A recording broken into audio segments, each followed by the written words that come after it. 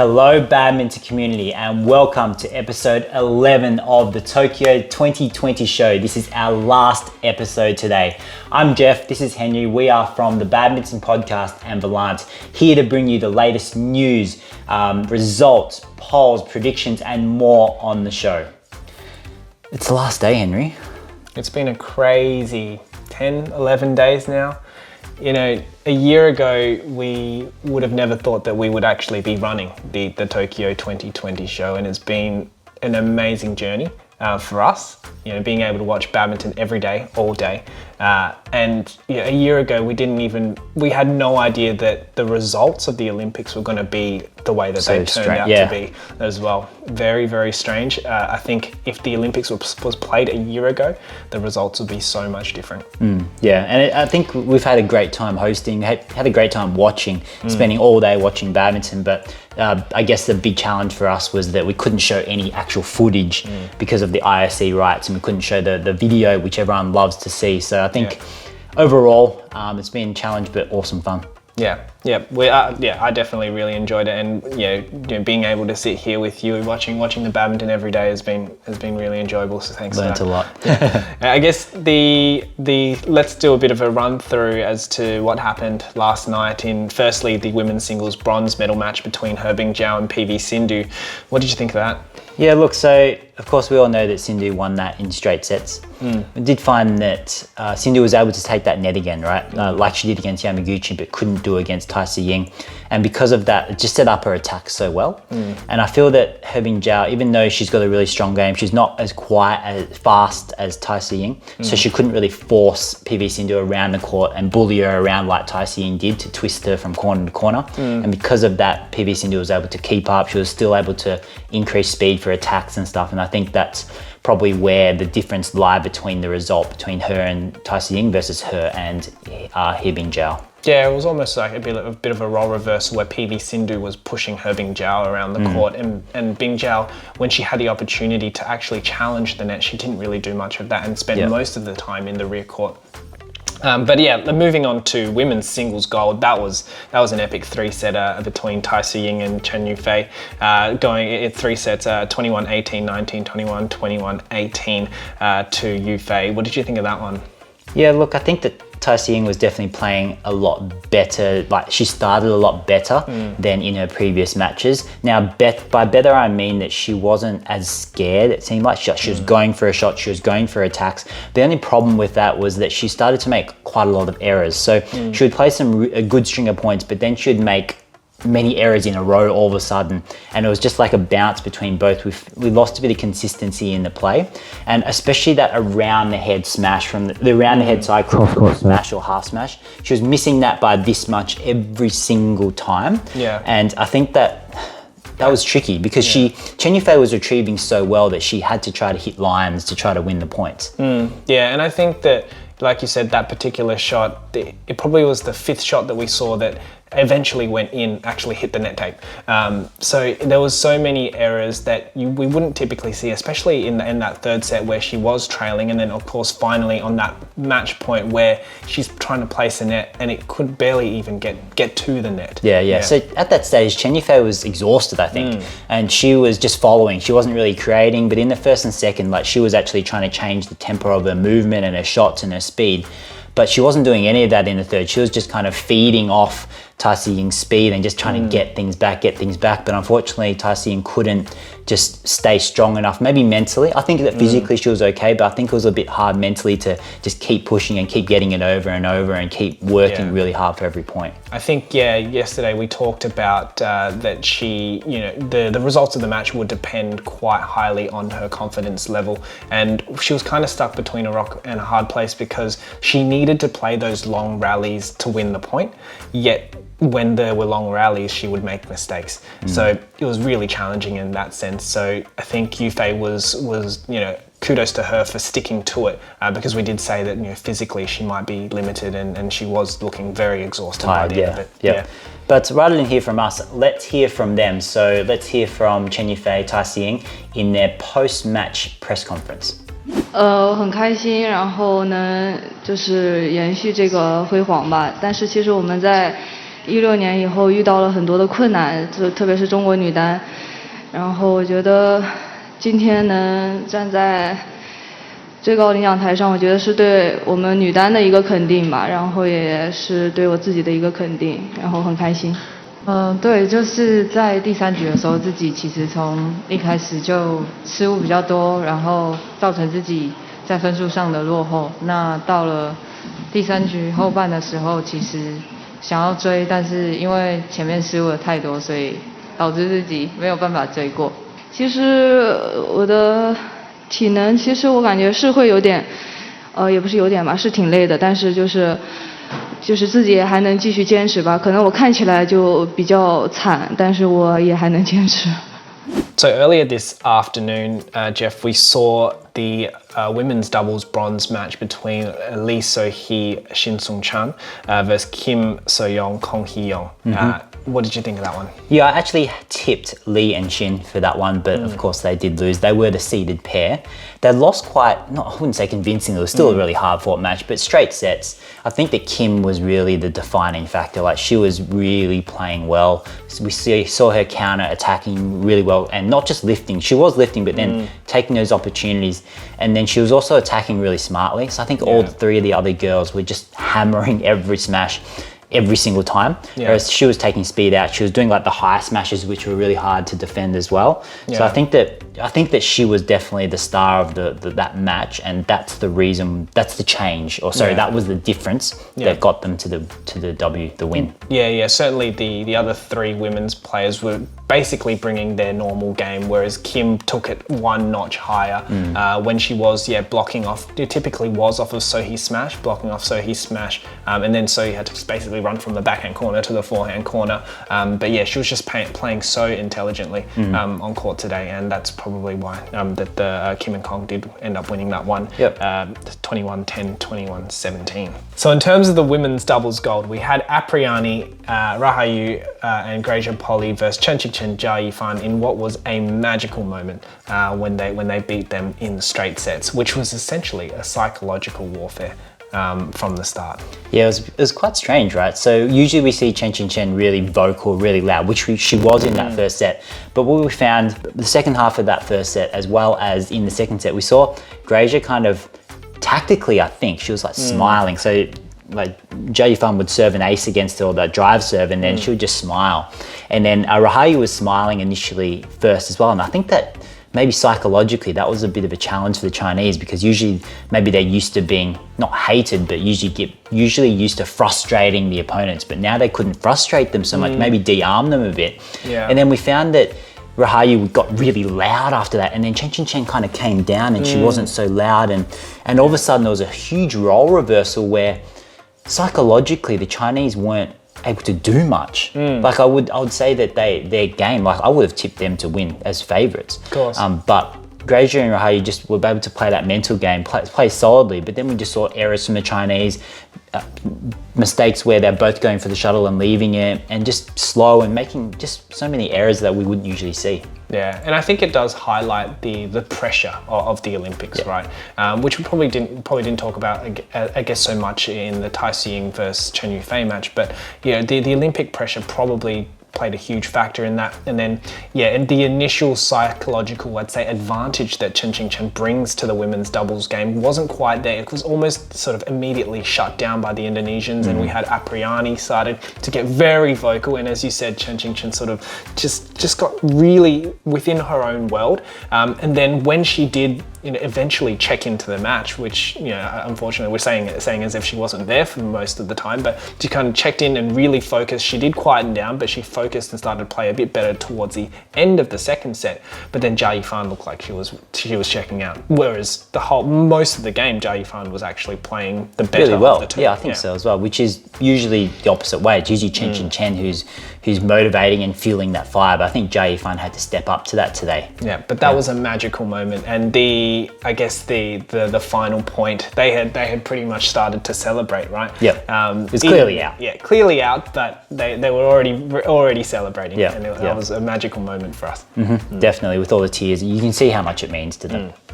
So we're going to have a chat to someone which you probably all know, or many of you do know. He was a former men's singles player from England. His name is Ben Beckman. Now, he has released quite a lot of content himself at Tokyo, not in Tokyo, but for the Tokyo 2020 games.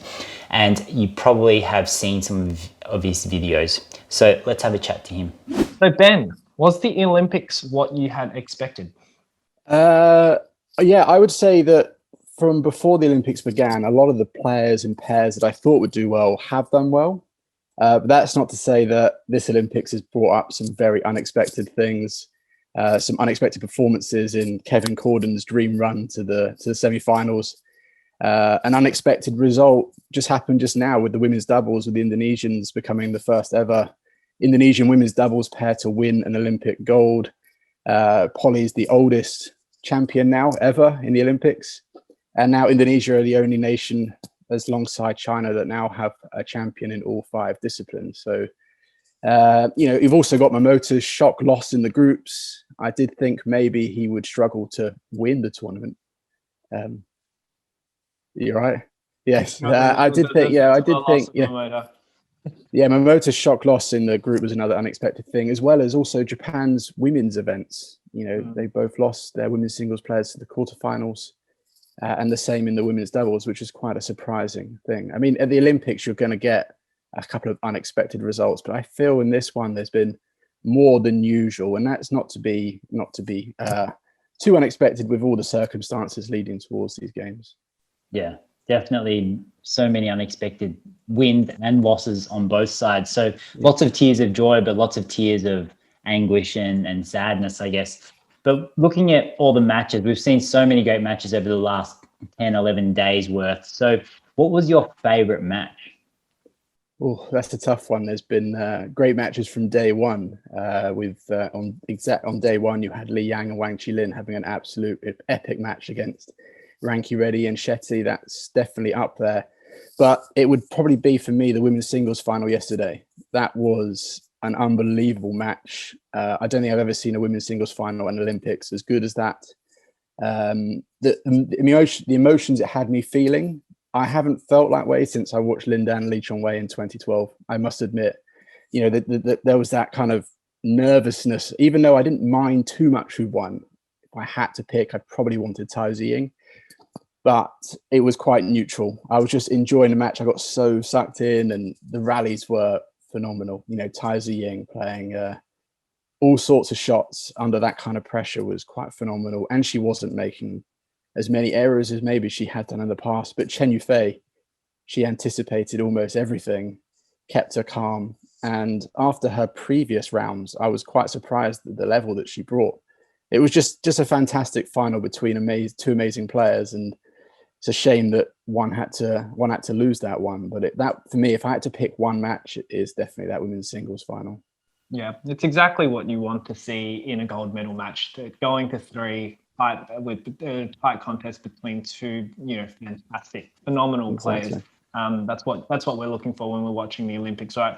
So in terms of maybe not that match, but just across the entire Olympics, what was the best moment for you? Oh, there's been quite a few. I think my best moment, and I think it's one of the greatest Olympic moments ever for badminton, is obviously Kevin Corden's dream run. It was ended yesterday in the semi-finals against Viktor, but obviously it's not quite over yet, as later on today he's going to play for the bronze medal against Ginting, which I think could be very interesting. But, it's his 4th Olympics. He's 34. The perseverance, everything coming from a country like Guatemala. I mean, I don't think many people, some of the people from some countries even heard of that country. So for him to kind of come out with this kind of result, beating Eun Long in the groups, then Mark Haojo, and then obviously he beat Hui Kwang-hee, who beat Momota. It's just been a fantastic run and kind of encapsulates and sums up everything that the Olympics is really about. So if I had to pick the moment, it's probably that. I mean, there's been quite a few, but I think it's hard to beat that one, if I'm honest. Yeah, fantastic. And lastly, Ben, one more question for you. If you're going to choose someone to keep an eye out for Paris, who would you tip to say, hey, keep an eye out on this player or this Oh, pair? wow. Oh, oh, that's a good question. I mean, quite a lot of the pairs that have done well here, like if you think of Li Yang and Wang Chi-Lin, who are phenomenal in the men's doubles, they're still, what, 26 and 20? Are they 26, I think?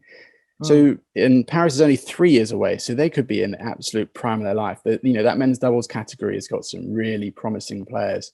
You know, I've mentioned Ranky Reddy and Shetty. They were really good. If they continue to improve, they could be very dangerous in 3 years.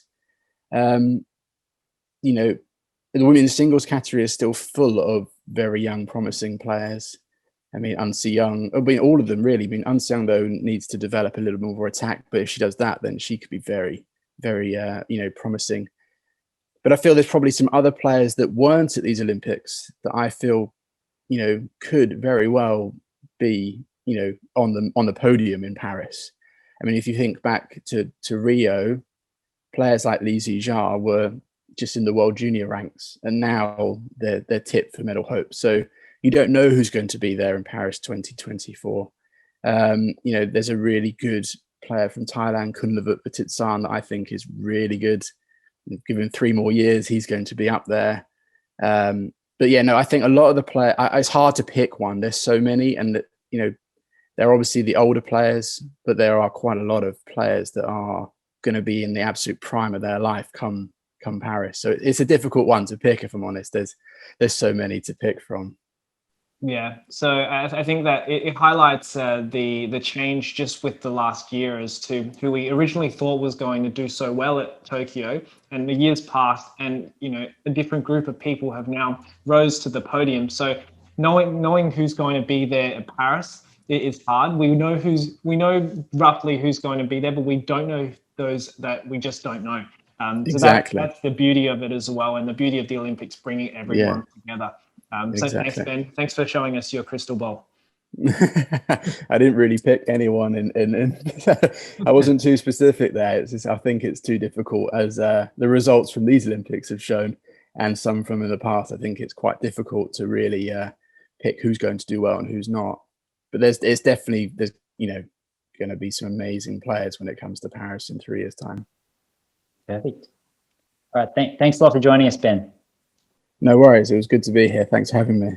So in terms of the matches tonight, we have the last 2 matches of the Olympic Games for badminton. We have the gold medal match that is between Viktor Axelsson and Chen, and we have the bronze medal match, Kevin Cordon versus Anthony Sinisuka Ginting. The bronze medal will play first, and that will start at 8 p.m. Tokyo or local time. So Jeff, Kevin Cordon versus Anthony Ginting, what do you think?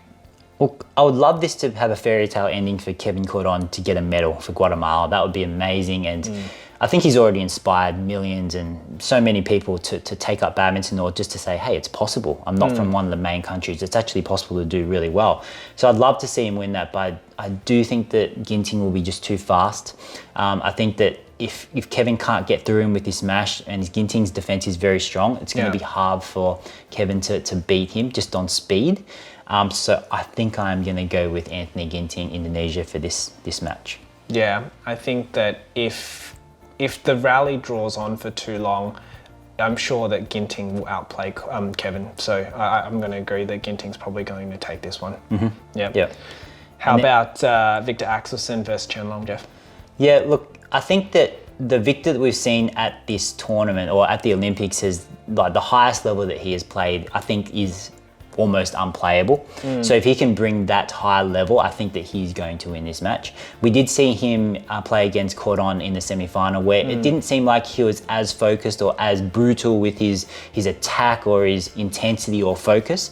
But I think that he will rise to this occasion. The pressure was really high in the semi-finals, I think, because he had that high expectation to win, because he was heavy favorite. I do think that he is favorite for this one still, but kind of if he loses, people will kind of think, oh, it's Chen Long. Like, that's fair enough, because Chen Long's crazy good. Like, he's just a machine. Like, he can go all day and he's so stable. But in summary, I think Viktor Axelsson, especially if he can bring the game on like he did against Chi. Yeah, look, I agree that if Axelsson can bring the game that he brought against Chi, then he has the skills and the level to beat Chen Long. My biggest concern is when he played Kevin and that he couldn't play to the level that he was playing against Chi, and of course maybe that was a tactical difference that he made even though the scoreline itself was quite convincing against Kevin, I just didn't think Axelsson was playing as good as he did against Chi. He definitely wasn't finding the lines. He was keeping everything sort of within the 60-70% of the middle of the court. So I'm actually going to tip Chen Long for this one. We haven't seen Chen Long suffer under any pressure in this Olympics so far, and he's been able to control the drift, the length so well as be so intelligent, especially against someone like Yinting the other night. Okay, I'll agree to disagree then. I guess we'll find out. My prediction levels have been slightly on top of yours lately, but we will find out. All right, so let's raise a racket, Henry. Today's our last day, and we would love to raise a racket to everyone, but I think it's very well deserving that we do need to raise a racket to Graja Polly and Apriyani Rahayu. That gold medal match just now, awesome. Amazing. Awesome, and won that psychological battle, and Indonesians rejoice because there's another gold medal coming home. Yeah, well done. All right, so in terms of our poll yesterday, I bet you're all 7,000 of you are wondering where Guatemala is, because we had over 14,000 votes and 48.5% of you got the location of Guatemala correct, which you will see on screen now. And the answer is? A. It is in South America. And for those who didn't know that, now you do know. So Guatemala is on the map for you now. So as it is the last episode of the Tokyo 2020 show, there were so many moments that we could really talk about, and we have talked about so many of them on some of our other episodes, Jeff. But in terms of what your most, upsetting moment and best moment is, what would that be? I'll start with the upsetting moment. I definitely think that the most upsetting moment for me personally was when Kento Momota lost in that group stage against Hyo Kwan-hee from Korea. That was just devastating for me because I had him picked as favourite to win the gold. And I'm a huge Kento Momota fan, as we've talked about. And I think that it's going to be a moment that is upsetting for a lot of people around the world, even if you're not from Japan, because he does have a huge following and fan base. So definitely that loss hit pretty hard for me. But the best moment for me was seeing Chi-Lin and Li Yang just dominate that men's doubles. Look, they lost in the group match against Ranki Reddy and Shetty, and then they just brought it.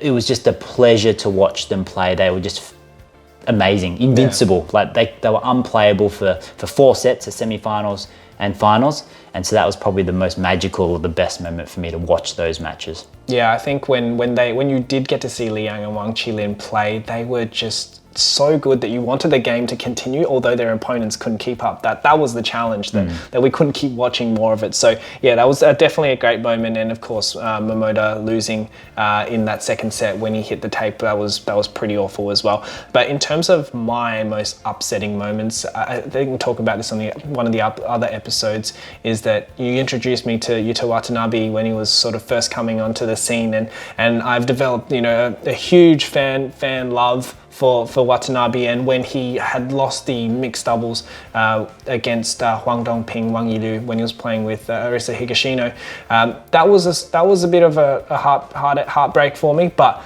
it was more so that he had to play his men's doubles in what I had tipped him to go home with a medal. Hopefully, I was hoping for gold. He went in and he unfortunately lost. So that was pretty bad for me. In terms of the best moment, I'd have to say this afternoon, just because when Graja pulled out that forehand serve in the gold medal match, that was hilarious. It's been a long time since I've seen a forehand serve in doubles, but if anyone can do it, it's Graja. Yeah.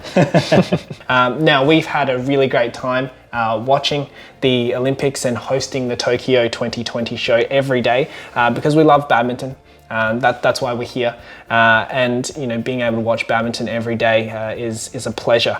But it's going to be sad when we have to go back to what we normally do. Yeah, it's going to be sad not to see so much badminton, but I guess from our perspective in Australia, we've basically always had at least one channel of badminton on the app that we could watch, which is fantastic for the sport. Of course, Kevin's achievement is fantastic for the sport in Guatemala and around the world as well. And it also ties back to why Henry and I actually started Volant and the badminton podcast. And coming from Australia, look, badminton has always been perceived, or very much perceived, as a hobby or a backyard sport. You play in the backyard or beach or at a barbecue, and no one really knows how amazing the world's best players are that we've just been able to watch.